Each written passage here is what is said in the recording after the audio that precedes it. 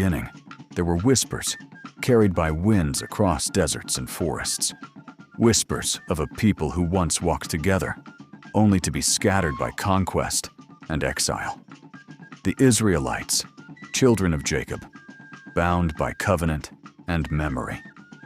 And the Igbo, children of resilience, carved in the red earth of southeastern Nigeria.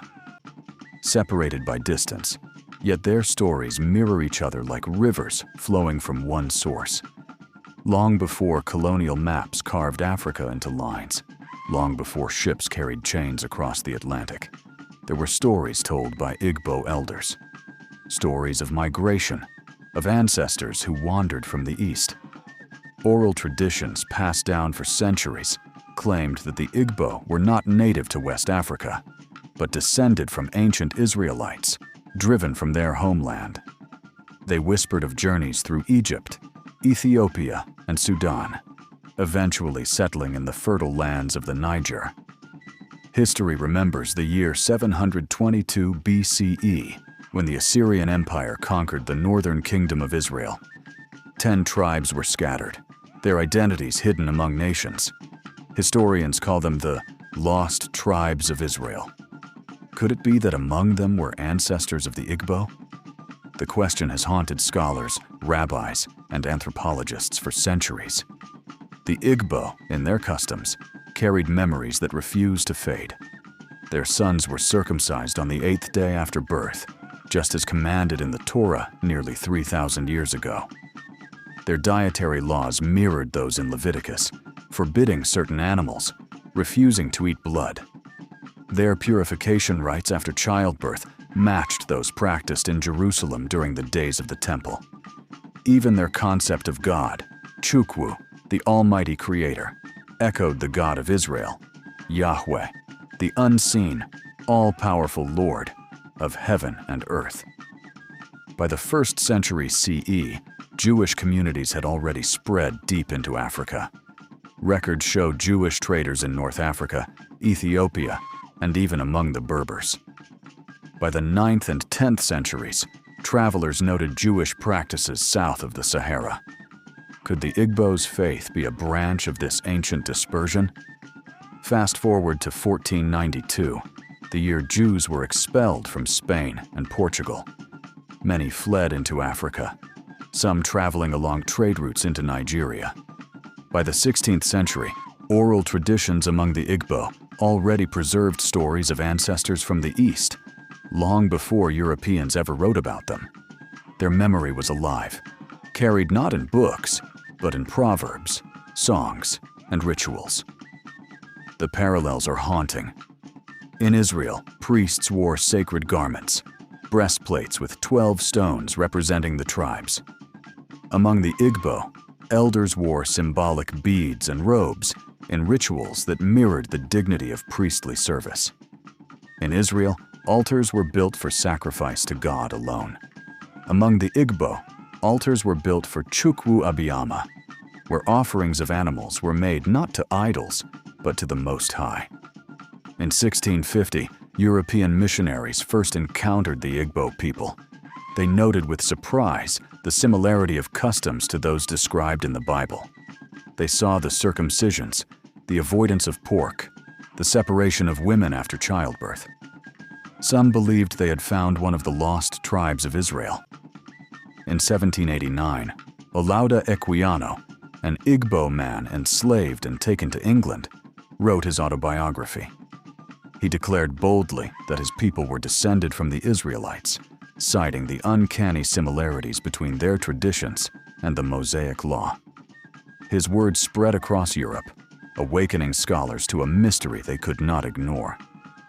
But the link was not only spiritual, it was forged in suffering. The Israelites endured slavery in Egypt around 1400 BCE, according to their records, and exile in Babylon in 586 BCE. The Igbo endured the horror of the transatlantic slave trade between the 16th and 19th centuries, when millions were captured and shipped across oceans. In 1803, in Georgia, enslaved Igbo led a revolt now remembered as Igbo Landing. Singing in their language, they walked into the water rather than submit to bondage. Just as Moses led Israel through the Red Sea, the Igbo chose water as their passage to freedom. Two peoples, two waters, two acts of defiance bound by dignity. The 19th century brought colonialism. Missionaries dismissed Igbo traditions as pagan, not recognizing their deep connections to biblical law. Yet the Igbo remembered. In villages, elders told children, "We are not lost. We are Israel." They kept the memory alive in festivals, in rituals of New Yam celebrations, resembling ancient harvest festivals of Israel. By 1967, history repeated itself. The Igbo faced near annihilation during the Biafran War.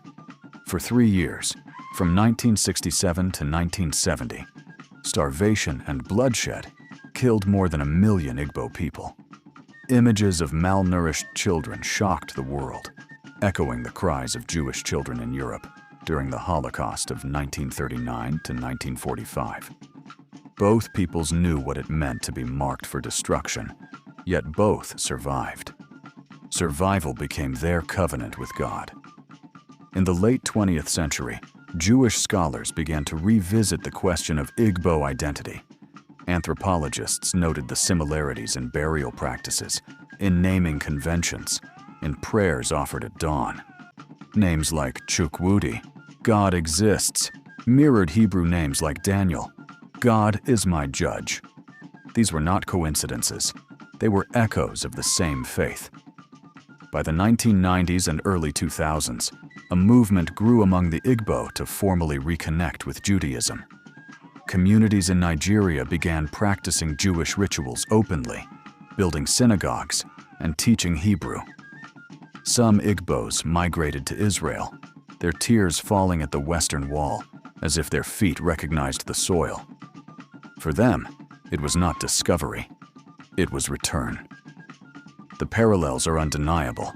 Exile in 722 BCE, destruction of the temple in 70 CE, Jewish dispersions across Africa and beyond, slave ships in the 17th and 18th centuries carrying Igbo across oceans, colonization in the 19th century, stripping both Jews and Igbos of their identities, genocide in the 20th century targeting both peoples, yet through it all, they lived, they remembered, they rebuilt.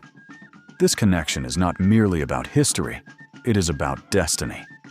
The Igbo, like the Israelites, believe they are chosen for survival. To endure what they have endured is itself a sign of covenant. Scholars may debate bloodlines, genetics, and migrations, but in the hearts of the Igbo, the truth has never wavered. We are Israel. And so, as the sun sets over Igboland and rises over Jerusalem, prayers ascend to the same God. From Nigeria, voices cry to Chukwu. From Israel, voices cry to Yahweh. Different names, one creator. Different lands, one covenant. Different histories, one destiny. This is not coincidence. It is providence. From 722 BCE to 2025 CE, the thread has never broken. The Igbo and the Israelites, separated by time, joined by spirit, bound by faith. Their story is alive, carved in suffering, sealed in survival, and rising again in hope. This is the unbroken link between the Igbo and the Israelites. A story not of the past alone, but of the present. A story of exile and return. A story of identity rediscovered. A story that continues, stronger than ever, waiting for the world to finally see.